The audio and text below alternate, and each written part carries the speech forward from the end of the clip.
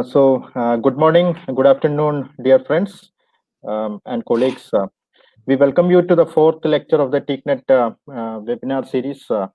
Today, we have amongst us Dr. James M. Roshetko, who has got nearly 37 years of experience as an agroforestry systems and integrated natural resource management scientist. He has worked extensively in the Southeast Asian region, spanning nearly 32 years, and he's currently working as leader, trees, agroforestry development and markets units at the World Agroforestry Southeast Asia Research Program in Bogor, Indonesia. His current theme of work is smallholder agroforestry systems and enterprises as viable components of a climate-smart, multifunctional landscape approach that enhances local livelihoods, protects environmental services, and helps to achieve sustainable environmental management. So over to you, sir, and we are eagerly waiting to hear the topic smallholder Teak systems, value addition management for livelihood enhancement in Southeast Asia. Yeah, over to you, Jim. Yeah. Okay, great. Thank you. Yeah, you can start. Okay, great. Now we're in business. Sorry about that. A little bit of a technical hiccup. So yes, I noticed looking at the chat list, several of you I know. So hello, it's nice to be in contact with you. So I'll be talking about smallholder Teak systems, focusing on Southeast Asia. Most of the information I'll talk about is from Indonesia, but also from other countries in Southeast Asia and a little bit from other countries. Let's start. Just real quick an outline. So, there'll be a quick background, which I think most people will be familiar with. Also think about why farmers like to plant teak. Then look at some more specific smallholder teak systems in Southeast Asia with a bit more of a focus on Indonesia and PNG. Then also the big question is why farmers don't manage their teak. Why, even though they like to plant teak, it's not managed. Looking at some options for value addition. I noticed from the list that many people are familiar with these systems, so that there's sort of a step-by-step progress in getting farmers to adopt silvicultural and other methods. And then just want to mention something about teak for restoration or for fallow management, and then give an acknowledgement to some of the teak research projects that I've been either directly involved with or also had opportunity to visit in the range, and a quick word just about the global teak study. So again, teak, this is a slide that many of you have seen before. Just real quick background. It's probably the best known tropical hardwood, native to India, Myanmar, Laos, and Thailand. But the demand for teak has always been very high, and there's been plantations at least since the 13th century in Indonesia, which of course is interesting because it's outside the native range. And currently, there's a lot of 70 different countries are planting teak, and that global teak plantation estate is from 4 to 7 million, depending on how trustworthy you look, how quick the data is. And that most of the teak, you can say 80%, is in Asia, with India, Indonesia, and Myanmar being the key countries. Smallholders' involvement in teak pretty much started with the plantation system. One would, as laborers, so they would work in the plantations, helping establish it. Then they also started planting teak on their own land. So smallholder teak system, sort of as it's become more popular, were very well established in Indonesia by the 1960s, and there's a very interesting dynamic on that. I'll touch on it a little bit later. But then there's also many other countries in Southeast Asia, South Asia, Africa, and Central and South America that are also home to smallholder teak systems. What we can also say is that the smallholder teak systems, some quick data there. The importance of the smallholder teak as a percentage of the teak in the area. So in Asia and Africa, it's about 20% in those countries that are smallholder systems. Central and South America, it's 30%, 31, 34%. Okay. So roughly about 21% of the teak estate is by smallholders.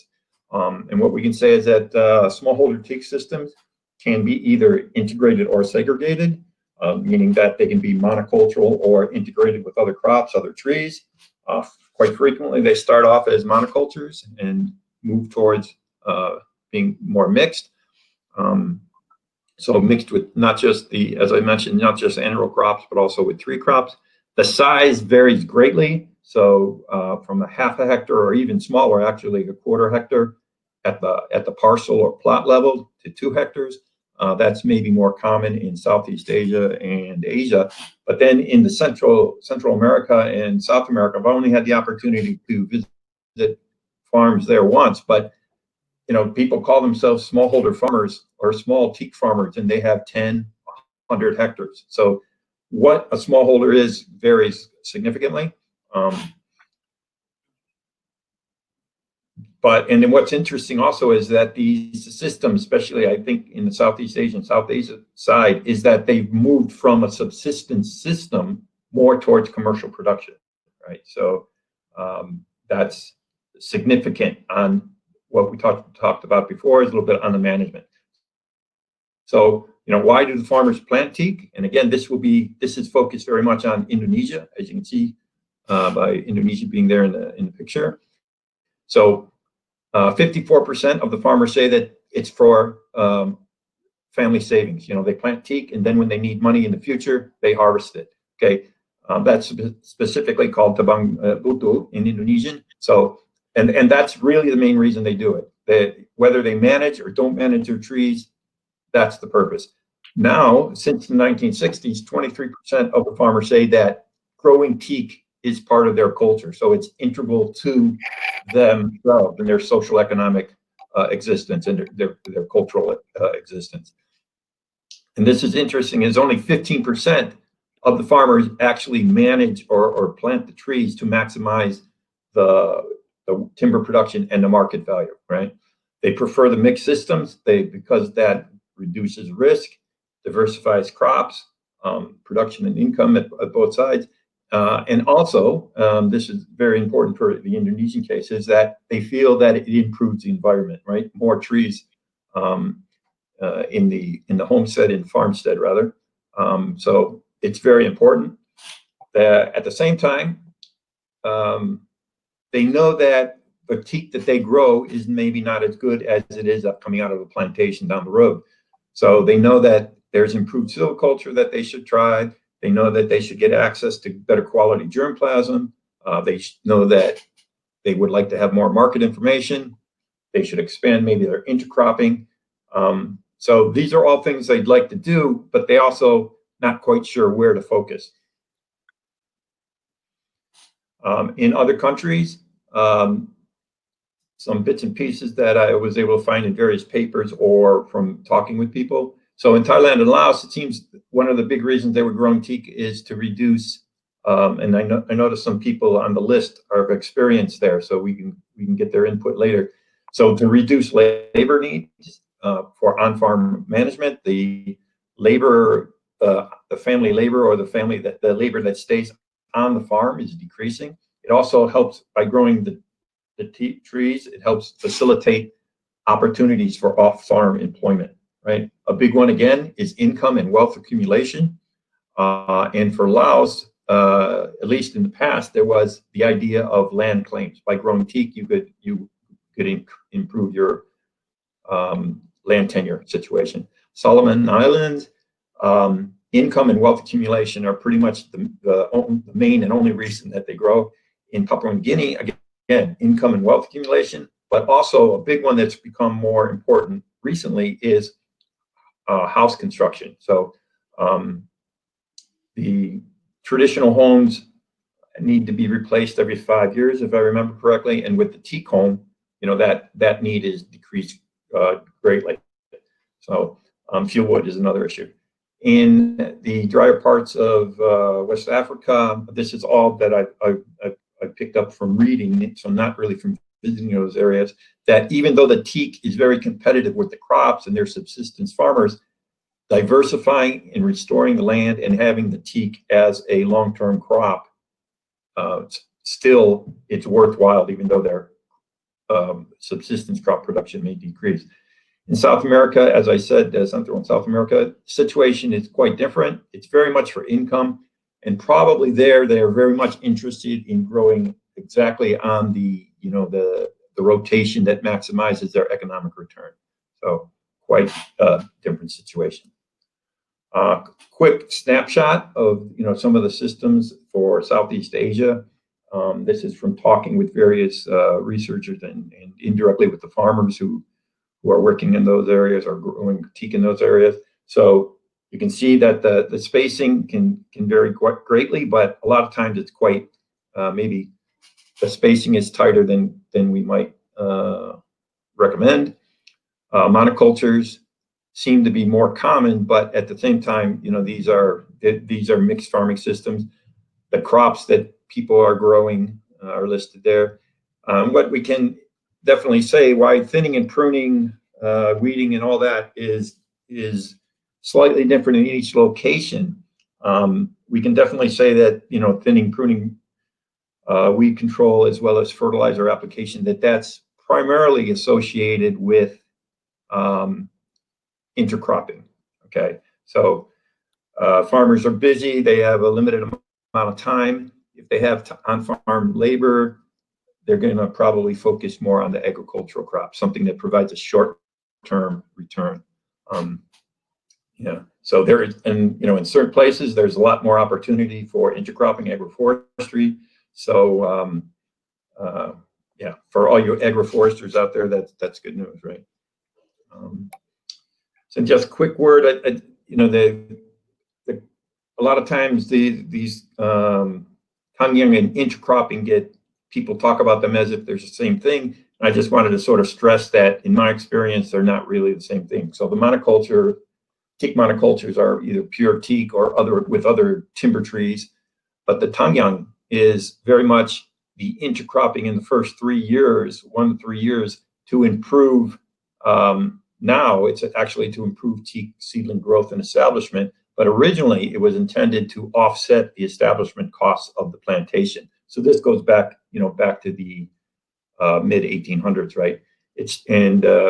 The original citations that I can find that refer to it is more in Myanmar and Indonesia, and Tangyang is still promoted now. And with intercropping, and this might be very much a focus on the situation in Indonesia, the intercropping, or tumpang sari as they call it here, this isn't restricted to the establishment phase. So there's times where people grow, they'll grow annual crops with their teak when they plant the teak, but then they might not grow any annual crops for a while. And then later on, even if the trees are 5-10 years old, they'll try to get some crops in there because they have an idea that the market demand or the price for that crop is particularly good, or they have extra time or something like that.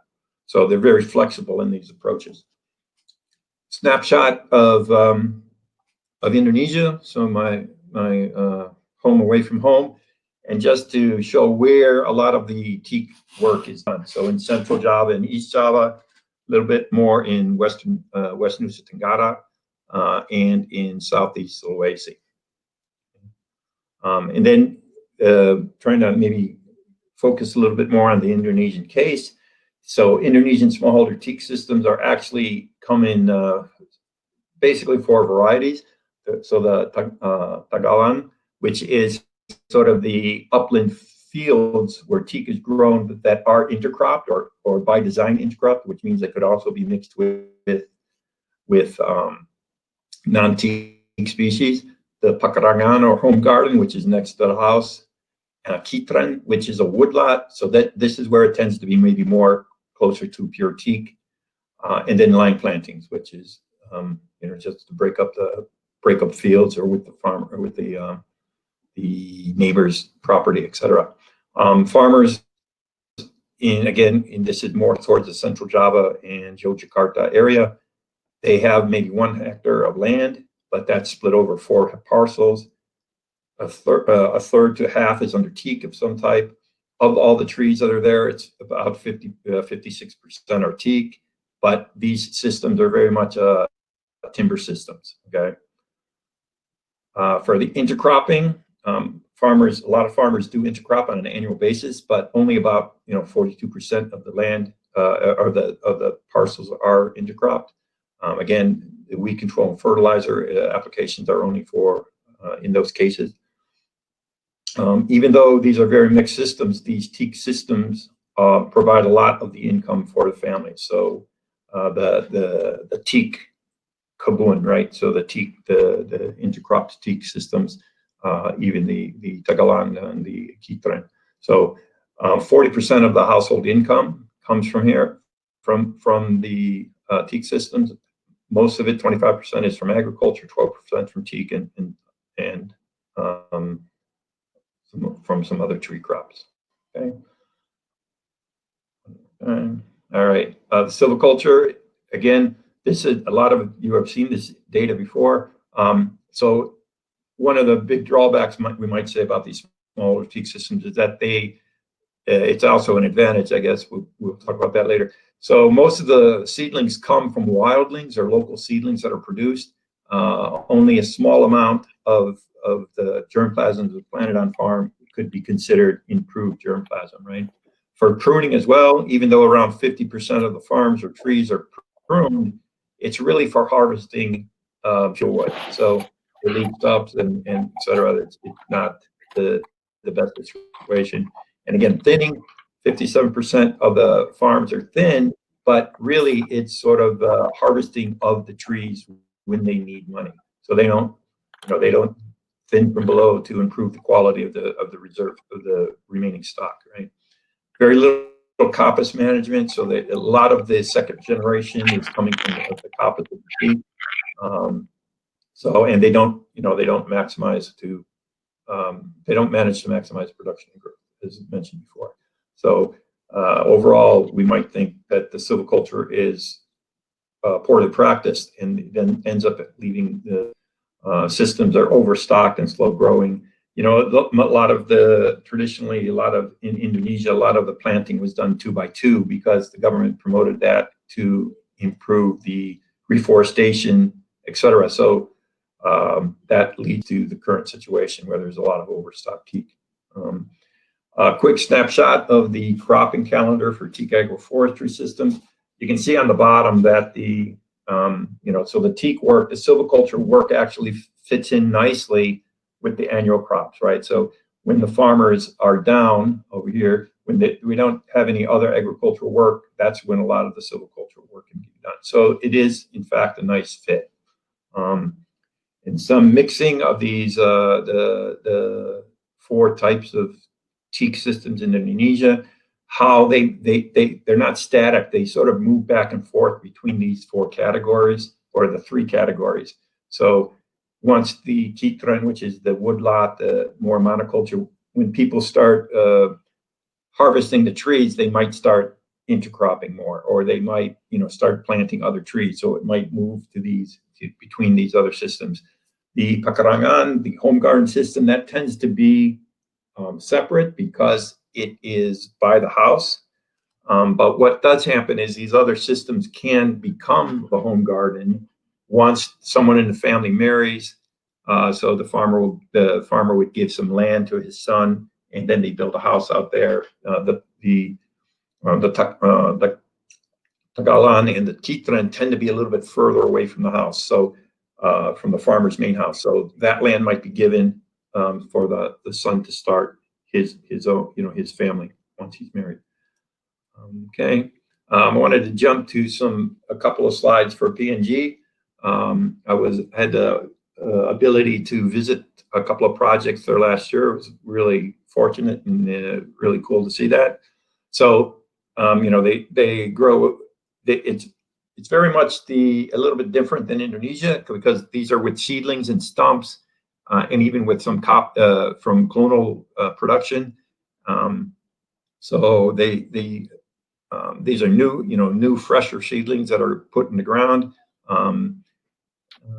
and they plant at the onset of the rainy season. But because of the area is a lot more humid and moisture, then they don't necessarily have to wait for the rainy season, which is very much a different situation than in Indonesia. Indonesia. Spacing, again, this is, that it seems like traditionally they started off with the 2x2, and that's quite good in certain areas. I mean, of course, it demands that you have more thinning and management overall, and if the seedlings are expensive, then that's a drawback. However, there's less pruning, and this is actually a good system if there is a strong market for poles, as you can see in the bottom slide, right? So, and in some places that's very much the case. But what the people I've talked with, what they really want to promote is a 4x4 planting, right? So 625 trees, that gets you to you have a lot more area. You can do intercropping there, which is currently not done so much. So this is a recommendation. Reduces the need for management. It reduces the cost for seedlings, which become a bit more of a concern in PNG than it is in Indonesia, it seems. Also, there's this, they promote 6x6, which gets sort of towards the final density. Of course, no thinning. So if there's more land available, maybe this is a way some people go. But it's a less effective use of the site, and then you get bigger branches, etc. So 4x4 is pretty much what they promote. And then here's the recommendations for the thinning. So very much a heavy thinning, 30 to 25% thinning at 3 different times. The growth rates are pretty good. So the final harvest is at 20 to 25 years. They definitely, because they're growing a lot of their trees from stumps, that they have a very strong focus on the coppice thinning, right? So making that sort of an ongoing process in the first year, and et cetera. And they think of it also as a form pruning, right? And getting rid of the heavy branches, et cetera. And the same thing, heavy pruning, lifting operations, as they like to call it, or pruning from below. So they start right off in year 1 and 2. So just as where you can reach, and then year 3 and 4, they go to pole saws, and then year 5 and 7, where they use ladders, as you can see in the bottom photo, and then prune the branches to 10 meters. Okay, now there's very good opportunity for intercropping in these systems, but it's not really common right now. So they're still trying to promote that. It's my understanding. So now back to the question that's dear to many of our hearts: is why don't farmers manage? And a lot of this is more maybe focused on the Indonesian case. So the current stands in the trees that are in the smallholder land are sort of poor quality. So dense plantings, the original source is from wildlings, so they may not respond as well to silviculture. But also there's a lack of capital for investing in teak. The farmers are overall they have a restricted income. They can't borrow. They don't want to borrow, right? And the banks wouldn't lend for teak anyway. So also because they are cash poor, and even we can just say they're rural poor people, that they don't have the capital themselves to invest in these in this, and that they focus very much on short-term crops instead of long-term timber, right? They don't have the ability quite frequently to wait until the tree is 30 years old to harvest it. So there's always pressure to harvest smaller trees that where the value has not actually been achieved yet, right? Limited market information, poor bargaining position, high transaction costs. And this is, these things can be addressed, but these are the reasons why farmers don't necessarily manage. There's also the household characteristics. So very much with, if on-farm labor, if they have more labor within the family, they tend to manage their trees more. Although that might translate into intercropping their trees, which has an indirect benefit. Also experience at the head of the household, if he's older and has more experience, they tend to manage their teak and trees in general more. Family tradition, so if it's handed down from your father, you're tending to manage more. Literacy and education. land security, if the farmer has more land, etc. Higher incomes either on farm or off farm.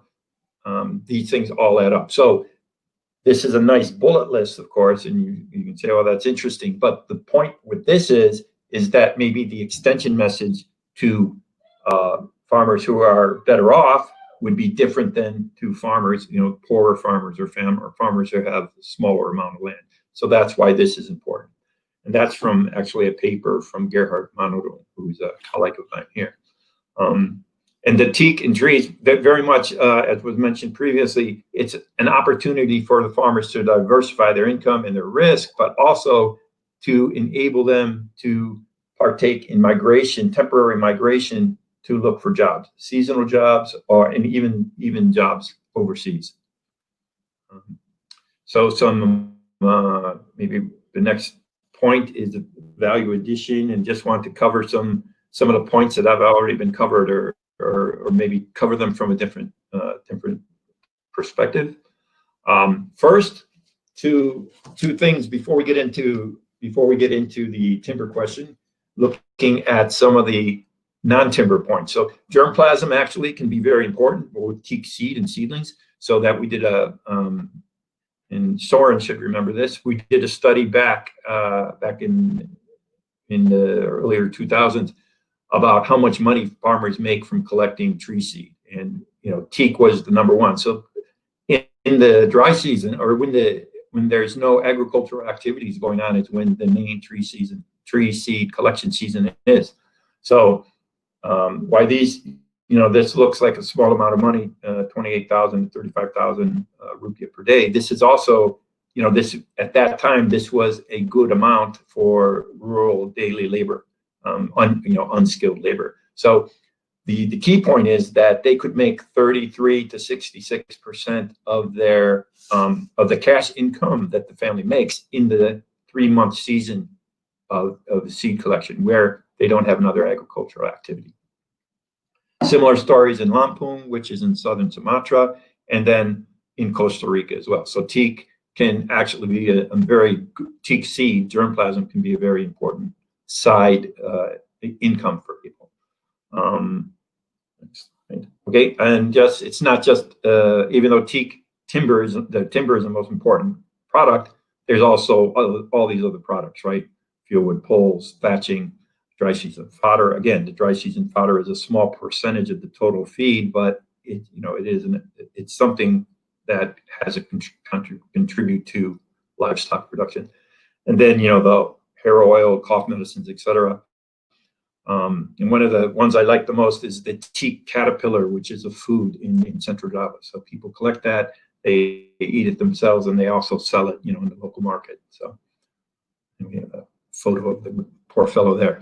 And then, what we did, and again, this goes back a few years, we did these silviculture trials with the farmers and showed them that under their conditions, that thinning, pruning, and singling of their smallholder systems, which are, again, a quarter hectare to a slightly bigger, that this can benefit them. And we showed that in their condition, under their control, under their conditions, that it's a benefit.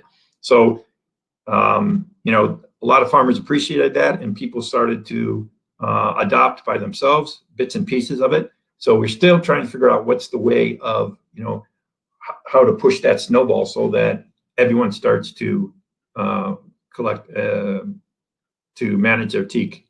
All right. We also did some studies of bioeconomics trade-off analysis with Wanukas. So this is Mina van Nordwick's baby, looking at various tree densities, thinning and pruning with intercropping of corn. So certainly what it shows is that intercropping with corn is much better than just pure monoculture, and that the silviculture prescription is the best is starting at the 4x4 planting, doing heavy thinning in year 5 and 15, and doing pruning up to 40%, 40% from the of the stem being pruned.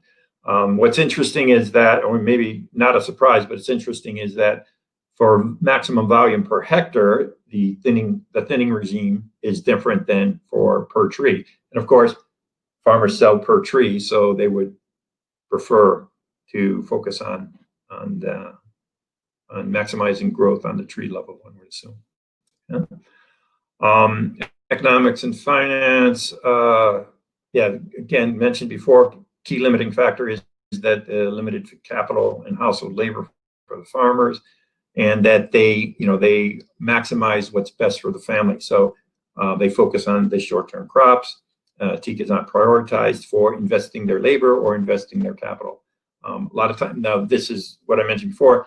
They self-source their germplasm, which means that the genetic material is questionable, but there's no cost, right? Or they get donations from Cape Town Forest Department, or from an NGO, or for people like ICRAF perhaps.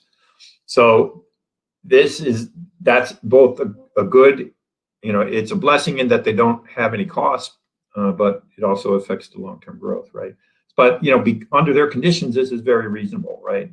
The cash investment for Teak, on-farm Teak, may be under their conditions is marginal. So their approach of free seedlings and intercropping when they can, or when it's convenient, etc., this provides good return on their minimum investment, right? Markets is also a big deal. The farmers are only a producer, and they're not. They don't have a standard relationship with the traders. They sell per tree. They sell 1 or 2 trees when they need cash. So this is, of course, a disadvantage for the trader, because the trader has high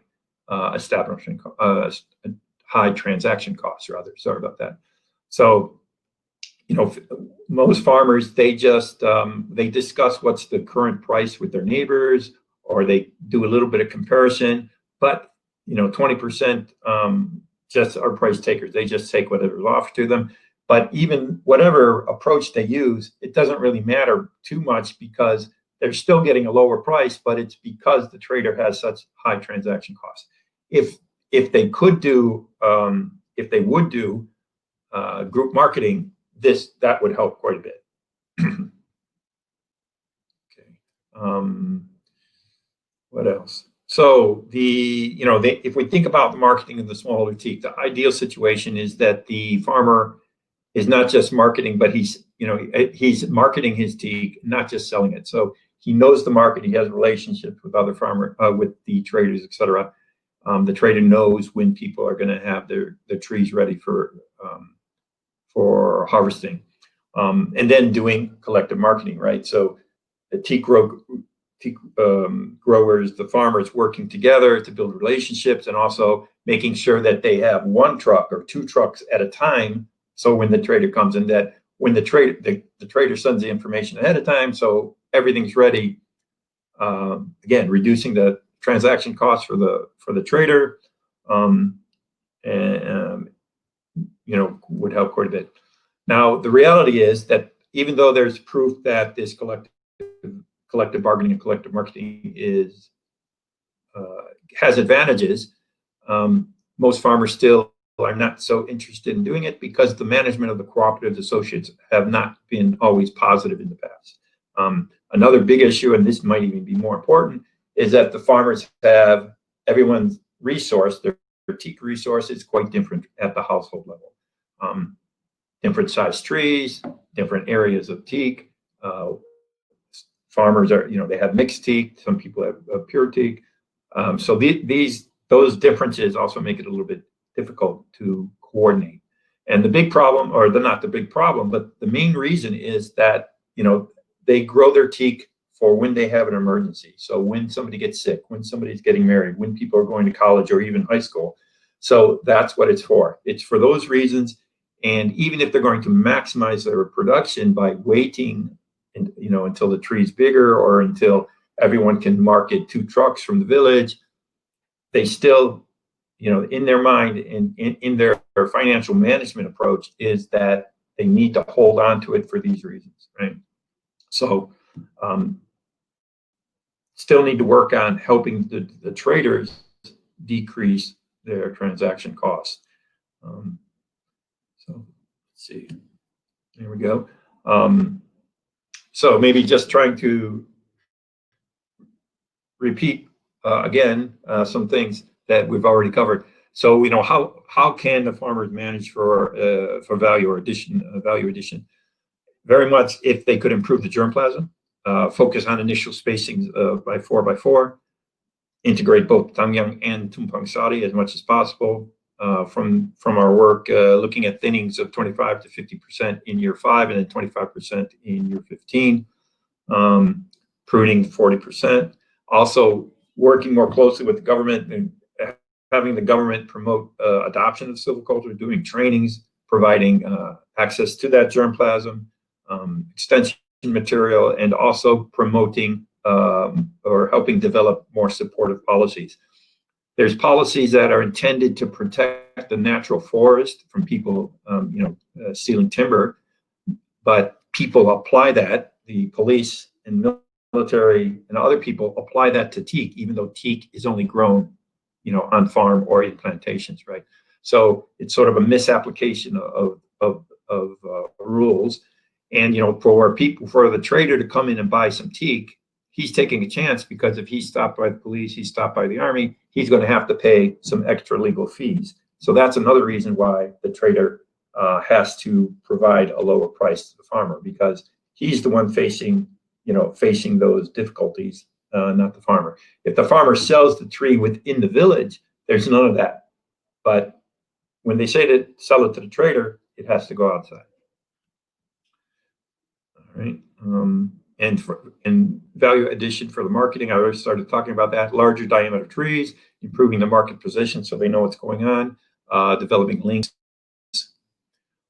group marketing. I've said that many, many times. I guess we can say that that's important. Another thing is that the farmers sell the trees as one standing tree, and it's really not clear what's the value of each tree. So if if the industry or the traders could promote a more clear understanding for the farmers of the value of individual trees and the pricing system, that would be a big advantage, of course. Again, the policy issues of trade regulations.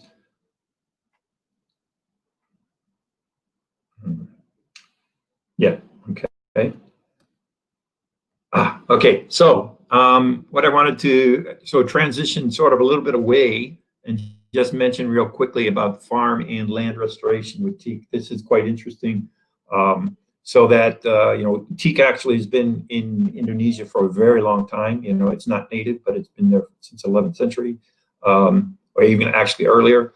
And so what it started to be, teak started, because it was so valuable, it started to be used as a fallow on agricultural land. So people, the sultans and people under the sultan, they would plant it in those fallowed areas, and that it was a very large area even by the 11th century, as it says there, 1.5 million hectares in lowland Java. So teak was being used in a fallow system for a very long time, and now the current situation is a little bit different. That in the 1950s, I think a lot of people realize, 1950s and early 1960s, that central Java area was in severe poverty. There was massive, land degradation. Areas were very treeless. There was a lot of soil erosion, agricultural failing. People were literally had to move away because they needed to provide some type of sustenance for their families.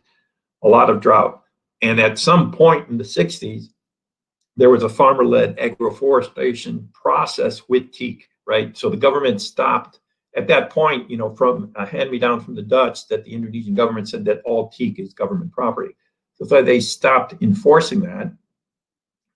Farmers started to plant, and it brought back, brought back the agriculture in that area. So, rehabilitated the soils, landscapes, and incomes. It's become a major source of timber, teak timber for the teak industry in Central Java. So from nearly treeless to now the area is 28% tree cover, and most of that is smallholder farms. And what's interesting is that there's slightly, different but similar stories for in Laos and Nigeria and PNG, that teak is not just an economic crop, but it's also used for restoration or rehabilitation. All right, what's going on here? Okay, real quick, I just wanted to mention some of the teak research projects that have yielded some of this information. So for Indonesia, and these are all, we wanted to acknowledge that the ACR is a strong supporter of this work. So we had 3 projects funded by ACR over the last few years, I guess, focused on teak, focused on timber and non-timber forest products, integrated systems. So that. Here's the PNG projects. I was lucky enough to visit the one on the top last year, so that was cool. So improving management of teak and sandalwood in Papua New Guinea and Australia, and then that project was based on projects that they had done in the past as well. Tony Page heads this up, and he's from USC, so the University of Sunshine Coast, not Southern California. That's the other USC. And then also there were teak projects in Laos and Solomon Islands that some of this information has come from. So I just wanted to give a yell out to them. Real quick, probably most people know about this, and some of you even contributed to this. So the Global Teak Study, this is available free online. Very good source, very good resource. And I just wanted to maybe end real quickly with some of the points from the Global Teak Study that they're really emphasizing. Smallholder teak enables farmers to diversify their crops. A lot of things that we talked about: food security, generating income, reducing their financial risk. Teak is becoming a very important source in countries, especially in Indonesia. But the potential of the smallholder teak is limited by a number of factors. And there's a lot of impediments with the market as well as with policy, et cetera. So then in the Teak study, there's a sort of a short list of recommendations on how to help improve the situation for the smallholder teak farmers, producers, right? So maybe no need for me to read down the list. So, but that is, I would really recommend people, if they don't have that they should, try to access it. And again, it's available on the internet. Okay, and that's it. So thank you very much. It was a pleasure to be able to give this presentation. I know some of these slides people have seen before, but there's also quite a bit of new or different information there. So thank you, and look forward to questions and answers, I guess. Yeah.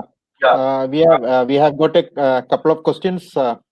Monteo asked, in slide 20, what is the origin and age of the logs on the left picture? Okay, let me try to Slide find 20. 20. 30 or 20? 20, yeah. 20, okay.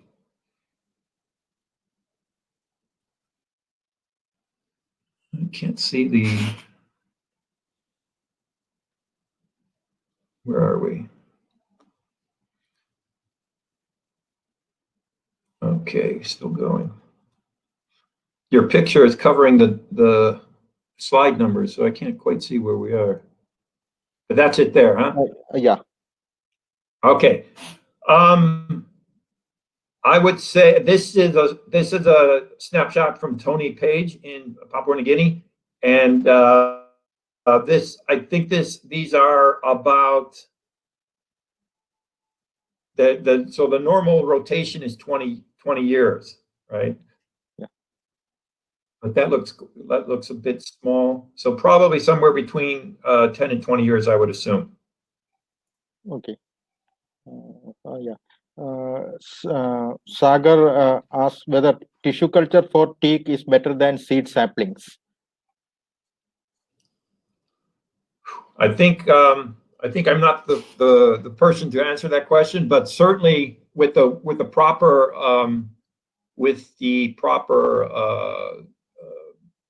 structure where you have a reliable material, certainly I would say that clonal material is better. That way, after they've made the selection, for the best genetic material, etc. So, but in Indonesia, everything is pretty much most everything is done by by seedlings, and like I said, for smallholders, it comes from various sources. Yeah. But as We long as it's yeah, go on. we had also got a series of postings with respect to the tissue culture question. So basically, what we understand is like tissue culture per se will not have any quality, but it is the superior mother plants which give the plants provide that quality to that particular TC plants. So it should be considered only as a method of propagation, and the superiority of that saplings need to be ascertained from the mother plants from which it has been taken. So that is what we understand. Yeah. Mm, Yeah, and I guess multiplying when you're multiplying yeah. massive numbers, that's when the investment in the whole tissue culture and cloning process pays off. Yeah, Dr. CTS Nair posts, what is the experience of cooperatives in value addition and marketing? Yeah, again, I'm going to mainly focus on the Indonesian case because the farmers sell their trees when they need money. It doesn't work quite as well as people would like, but in those cases where a group of farmers get together and then they harvest at least one truck, then that helps bring down the price, etc. So I think there is better experiences with it in other areas, but I don't have the firsthand experience with that, so sorry. Okay, but yeah. Theoretically, it should work quite well. Okay. And again, Dr. CTS Nair seeks your opinion on the future of smallholder teak plantations. What will be the future? I think the future is very bright because the amount of teak that's produced by smallholder farmers in Indonesia for the teak industry is increasing, right? So now not by volume but by logs, it's like 80% of logs that are going to small and medium-sized furniture producers are coming from smallholders. So they invest in large logs from plantations, but then they also invest in the smallholder logs, maybe for the pieces that aren't going to be seen in the furniture, etc. So I think there's a huge opportunity. Like in Indonesia right now, there's massive, there's many hectares, but when they're going to replant, then there's a good opportunity for planting at wider spacing with better germplasm, with more, with the more silviculture approach, of more intensive management. So there's good opportunity for that.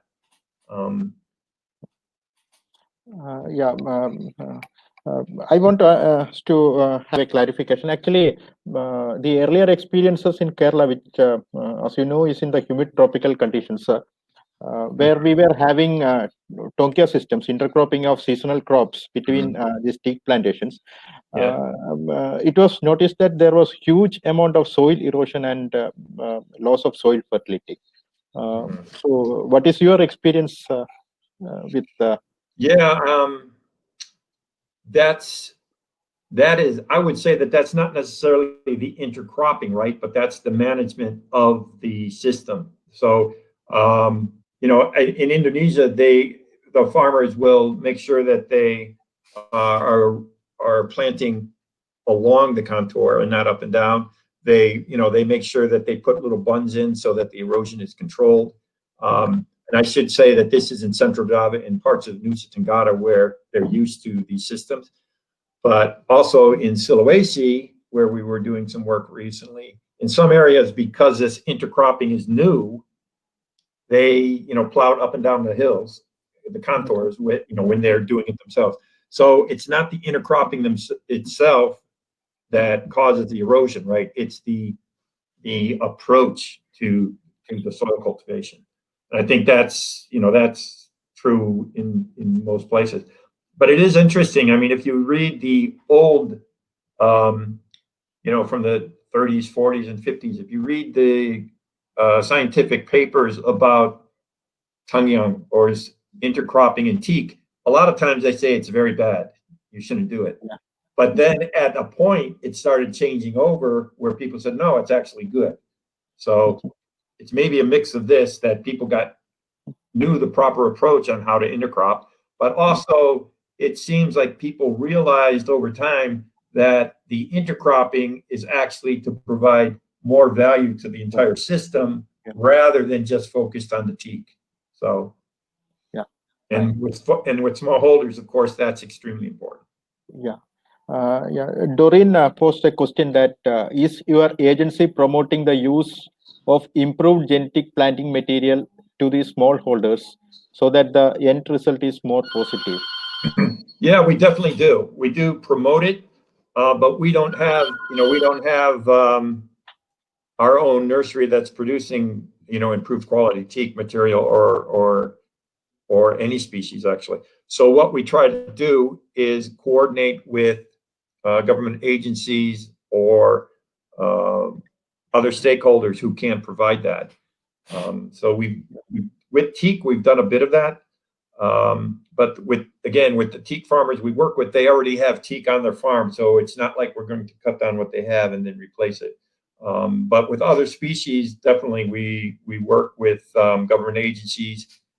Maybe from the project, we can help, we provide some money to provide germplasm that then is distributed, especially for trials, but also just to encourage people to realize that quality of germplasm is important. Yeah. Lawrence has posted a question.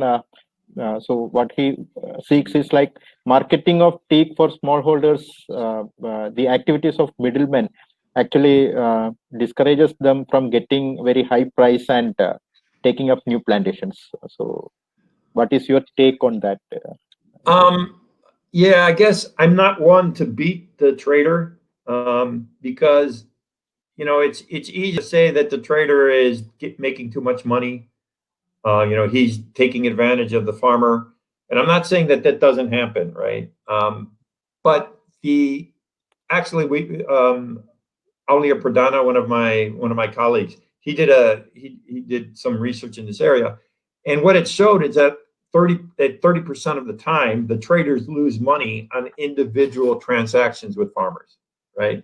Because of those issues of maybe they make arrangements to harvest one truck, but then when they get there, for various reasons, they only get a half a truck, so their transaction costs go up.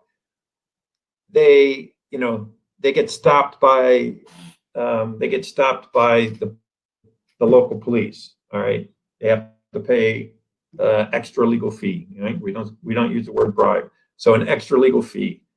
Unfortunately, when they're going further down the road, they run into someone else and they have to pay another fee, right? So, but maybe the next time, it's just the timing. They don't meet anyone and they do quite well. So, certainly the traders definitely offer lower prices than the value of the teak, but there's reasons behind it, right? And most of the traders are not rich guys with big houses, right? They're slightly, they're economically, they're slightly better off. Maybe a little bit more than slightly, but they're better off than the average farmer, but they're not really rich, because they're basically a middleman as well. And they're one prop. So again, if if the farmers and these guys would work together, and the farmers would agree, to sell larger diameter trees and, sell by 1 truckload or 2 truckloads, then definitely everyone would be better off. But Soren, I mean, definitely, when they're talking about DBH, a lot of times the traders will reach up above their head to give the DBH measurement, right? So there is that issue that some of the traders are not, they're not pure, right? Okay. but they do also face challenges. Then we have another question from Sagar, who wants to know what is, with your experience, what is the best for intercropping in teak? Yeah, the best for intercropping with teak, what's best is what the market is demanding at that time, right? So it very much depends. What seems to be sort of up and coming now is ginger and related ginger crops, right? Because that can grow in the understory when the teak is more toward mature. Soybeans, corn, etc. Then you need to have a gap or something, or a wider alley between your rows. But it very much depends on where's the market, and that's the key.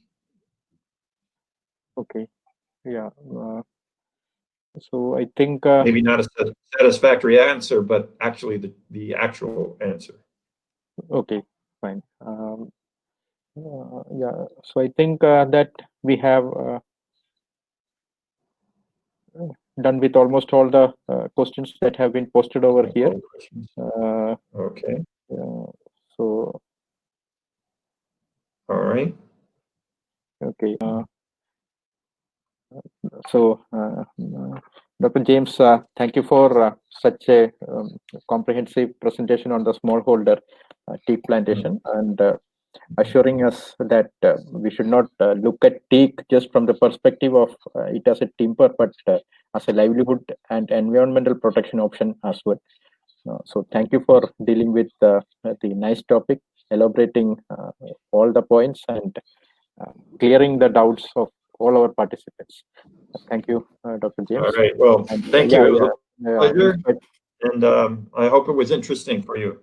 We know he was actually having a very busy schedule, but he had found some time to share his expertise with us. That was very wonderful. Thank you all.